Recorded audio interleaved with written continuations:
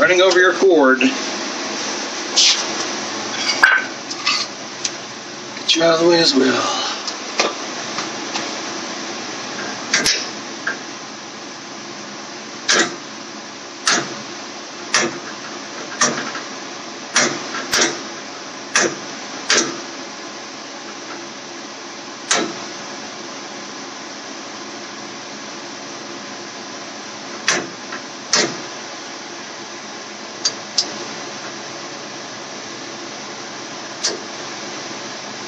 Binding up as well, but hey, that's good. I can fix that.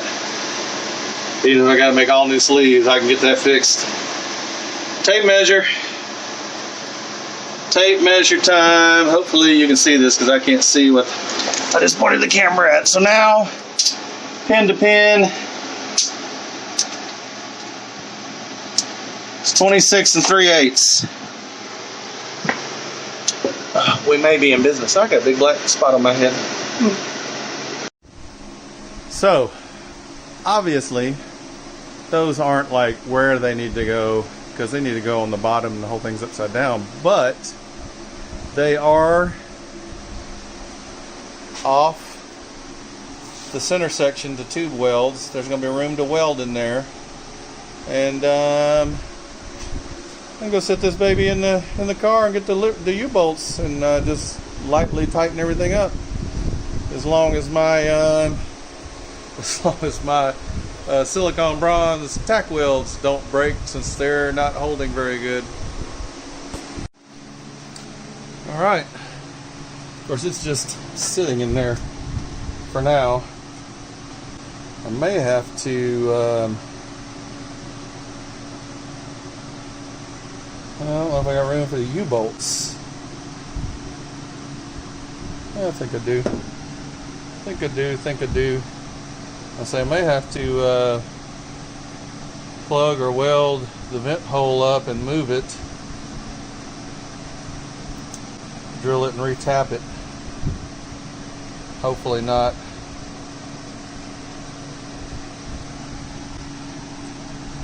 That's where she is now. Let me get the U-bolts, see if there's enough room for the U-bolts.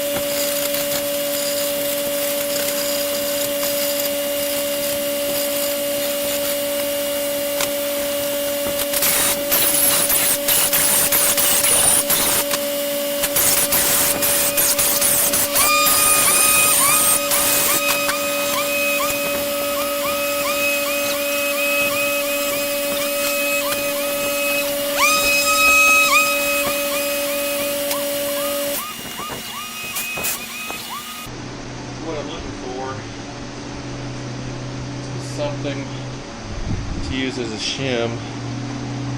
Space this up so I have a little bit of a gap to fill in the weld.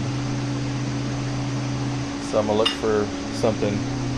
First thought is maybe a grinding disc. I don't want it to get stuck in there.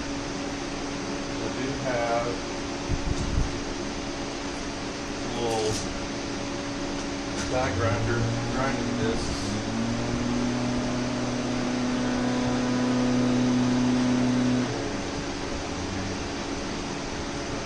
That is pretty good.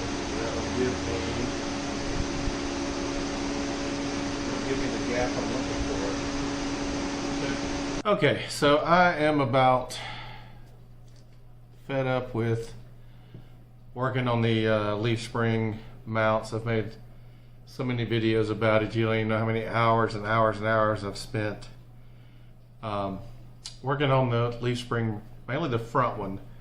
Problem I have is, or I have had, is the leaf spring perches are too close together to get the leaf spring perches welded onto the axle housing, so I moved them out. I didn't take into account the U-bolts, so I thought I had it. Then I was like, oh, I got to put the U-bolts on. The U-bolts would get sandwiched between the weld of the center section pumpkin and the axle housings, and that where the axle tube is welded to the pumpkin, and the perches, and where the perches get welded to the housing. So I won't say it's a last ditch effort, but kind of racking my brain, looking down the barrel of two options. One is basically to cut the rear frame rails back out, move them in, and probably then put the leaf springs outside the frame rails, which, in the whole scheme of things could be done. It's just cutting and welding, but the rear frame rails now are welded on three sides. At the cross member, they're welded on the sides, the top, and the top, and at the back frame, they're welded on the sides and at the top. They're not welded on the bottom, because eventually I'm going to make a rollover or tip over jig and flip the car up on its side to weld everything underneath the car. Just be a lot easier than laying on the floor getting burned. So I racked my brain. I came up with a thought like, well, I could move the leaf spring brackets all the way out to the frame rails if I had some way to mount the nut that holds the bolt that goes through the leaf spring bracket. So what I came up with is I could notch the frame rail, and my brother gave me the idea.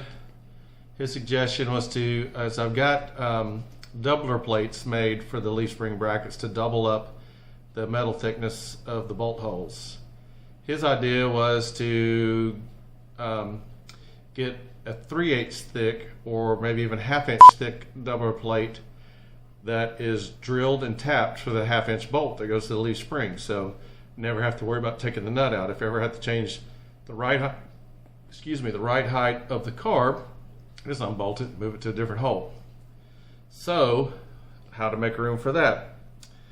I thought, well, I can cut a piece of the frame out, section it, and basically channel it and make room. So on the bench, this is what I did. This piece in here is actually cut out and flipped over. And on the bench, this was super easy. And I actually contemplated cutting this piece, or a similar sized piece of the rear frame rails out, and doing it on the bench, because I knew it'd be so much easier on the bench. But I was also worried that the frame rails might move from where they are, and right now they're in the right place, they're square, they fit right, so I decided to do it in the car. But as you can see, this one worked out really well. You can see inside there. Of course, it's not deburred. The welds, I kind of impressed myself. The welds, the grind, the fit, it was all good. One thing that I'll be totally honest about. So this is 2 by 3 tubing. And I was wondering, how wide do I make this slot? When I did the one on the bench, I said, well, about 3 inches. Well, it should be 3 inches because if you can see, these edges here are actually here. So it's 3 inches this way. When I rotate it, it'd be back to 3 inches. So on the bench, I just out of randomness chose to make it 3 inches, which is one reason it worked out so well, came out so good. Inside the car, for some reason, still having a brain fart, not thinking about that, I didn't cut the piece 3 inches. I cut it like 2 3/4 or 2 7/8. So when I laid on the floor and notched the frame rail in the car and cut this piece out, it wouldn't rotate and fit back in because it wasn't 3 inches. So I had to go back in and cut a little more out of the frame rail to make the notch 3 inches. Just one reason it didn't come out quite as well. The other reason is that the car's up on jack stands, but it's not super high. So to get to the bottom, I had to lay on the ground, grind onto myself, even with the face shield. Sparks in my face, got some stuff in my eye. Same way for welding. I didn't even do that yesterday. I got up this morning, laid on my back, and welded the last few holes. The fitment, because on the car frame rail, and I'll show some video and some pictures of it, right at the one end of the slot, actually, let's say this is in there, is where the frame rail is starting to get bent. So it's kinked in, it's not flat, it's not straight, but there was no way it was going to get 3 inches without it getting into that part, so I just had to deal with it. Had to pound on the piece I cut out to kind of straighten it out, and then just had to put it in with some big gaps and just feed the MIG wire to it and weld it up, big blobs, and then grind it down and get it smooth, and it actually turned out pretty good.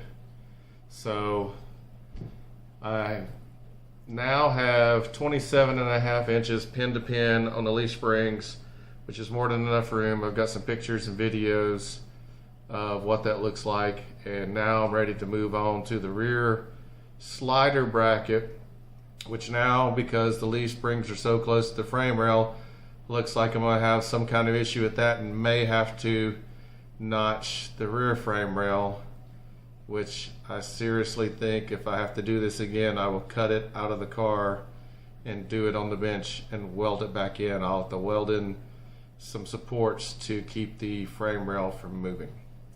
Anyway, that's it. I'll be editing the video, putting up a different footage, but I figured I would save everybody from watching either hours and hours of footage sped up to 1,000 times normal with some background music, or just wondering how I got from all these other videos of going nowhere to the finished product. So thanks for watching. Hit the like button, which is, I think it's down there somewhere or over there. Subscribe. Going to be probably getting some t-shirts soon, so somebody could be the first person to have a Schofield Motorsports t-shirt, first person in the world exclusive. Just remember that. Thanks.